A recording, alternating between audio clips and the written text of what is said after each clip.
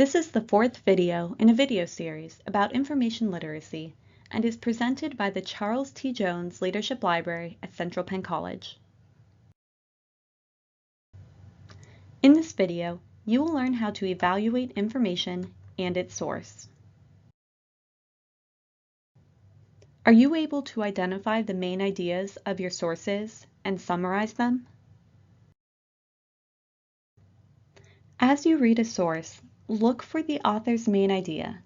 Once you find it, highlight it or make note of it. Restate the author's main idea in your own words, and make sure you can connect it as directly as possible to your thesis statement. Make note of any text that you can quote verbatim in your research project. Try not to quote passages that are more than 40 words long if you can.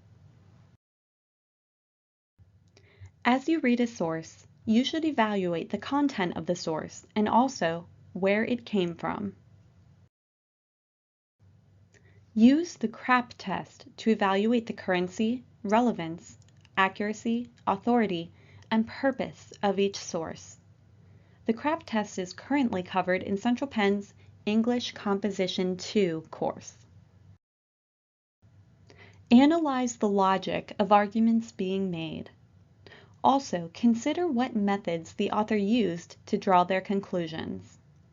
Be on the lookout for author bias or emotional manipulation. Bias doesn't always disqualify a source from academic use, but you should be careful to recognize it and consider how that bias impacts the author's conclusions. Not all sources are published in American cities. Some sources are published in other countries or by authors living in a situation and environment different from yours. Make sure you recognize the context surrounding the source when it was published, because that may impact the message of the source.